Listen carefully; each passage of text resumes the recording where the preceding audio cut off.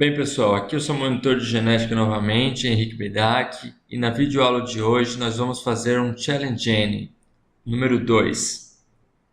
Inicialmente, vamos ler o relato de caso, vamos nos situar sobre o caso e depois discutir as questões pertinentes.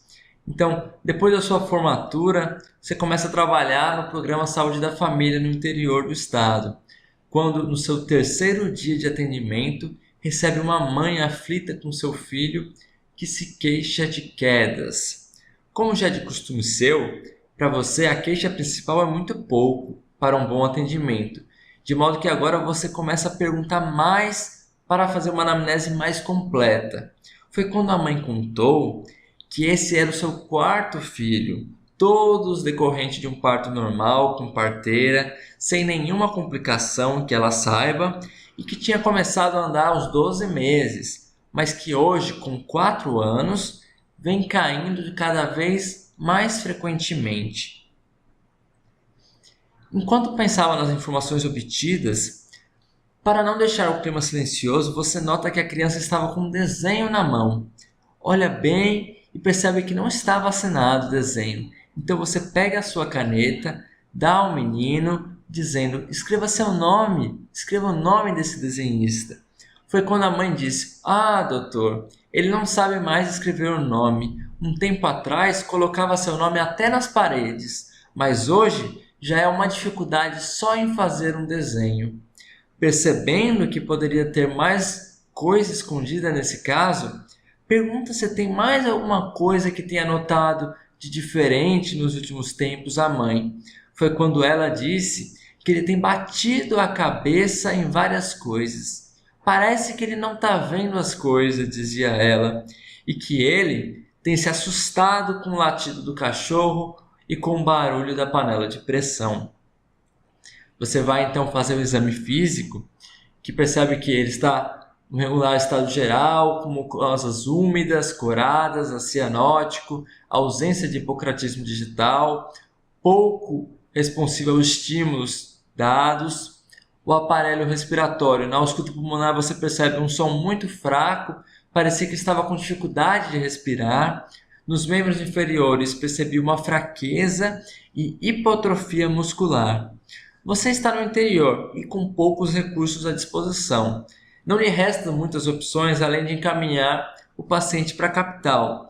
Mas, para isso, você vai escrever um encaminhamento bem completo e, para fazer esse encaminhamento bem legal, vamos responder as próximas questões. Quais seriam suas principais hipóteses diagnósticas? Então, o que a gente pode pensar que ele pode ter, voltando os olhos pela clínica? Não temos no momento testes genéticos, mas a clínica é soberana. A clínica pode nos dar muitas hipóteses importantes e pertinentes. Então, inicialmente o Tay-Sachs é uma coisa que deveria vir à nossa cabeça. O caso é bem característico de uma possibilidade de Tay-Sachs, e tem outros diagnósticos diferenciais ainda mais raros que o Tay-Sachs, que já é raro, como a síndrome de Forster e o mal de Oppenheim. Para a próxima pergunta, quais foram os sintomas que te despertaram para a sua principal hipótese diagnóstica? Ela seria genética? Tem padrão de herança conhecido? Então vamos lá. Cada pessoa pode ter um tipo de pensamento clínico, na qual qualquer sintoma pode ser o eixo que o leva ao diagnóstico.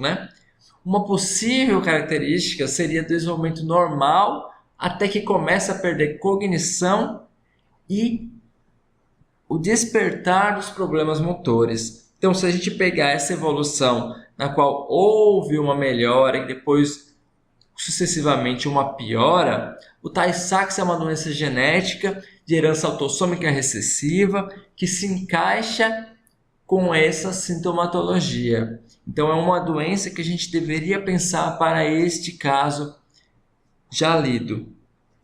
Na próxima questão, você, como um bom aluno da professora Viviane, nunca se esqueceu de perguntar sobre consanguinidade. E a mãe relatou que seu marido também é seu primo. E a pergunta é: essa presença da consanguinidade, poderia ajudar no diagnóstico? Por quê? A resposta seria sim, porque os filhos de consanguíneos têm maiores chances de juntar genes recessivos para uma determinada doença. E, além disso, como uma curiosidade, a prevalência é cerca de 100 vezes maior em pessoas judias, a do gene recessivo, que leva a essa doença. Então, se fosse uma consanguinidade entre pessoas judias, a chance de ter Tay-Sachs ainda seria muito maior. Então, agora para outra questão. Quando você foi pegar o seu carimbo para terminar o encaminhamento, viu em sua maleta que ainda estava com o oftalmoscópio, que achava que tinha deixado em casa. Então você vai, olha o menino e consegue ver a imagem abaixo. Essa imagem aqui. Ver essa imagem te ajuda no diagnóstico? Como? Então essa imagem é muito característica.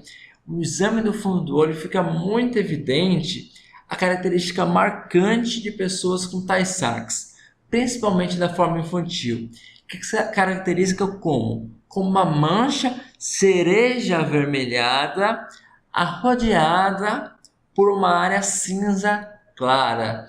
Então a presença desta característica ocular é muito marcante para essa doença e deve sim ser um fator que auxilie no nosso diagnóstico. Agora, fazendo um adendo e falando um pouco sobre a doença propriamente, a doença de Tay-Sachs é uma doença causada pela deficiência da produção de uma enzima. Essa enzima está dentro do lisossomo. Ela se chama hexosaminidase A, que quando você não tem essa enzima, você não consegue degradar o substrato gangliosídeo GM2. Então esse gangliosídeo ele vai se acumular, até que leve a um dano irreparável de toda a célula. Nesse caso a gente tem a célula neural com destaque, que vai levar esse dano a uma apoptose neural. Então essa é a fisiopatologia da doença. Existe também uma correlação entre a quantidade de enzima ainda funcionante, porque você sabe que cada mutação, vários tipos de mutações levam a diferentes tipos de deficiência enzimática. Então pode haver mutações que levam a enzimas pouco funcionantes e outras mutações que levam a enzima não funcionante. Então a quantidade de enzimas que ainda funcionam está diretamente relacionado com a idade de aparecimento dos sintomas. Então, se é uma enzima que não funciona totalmente, os sintomas vão aparecer muito mais precoce do que uma enzima que ainda consegue funcionar de modo diminuído.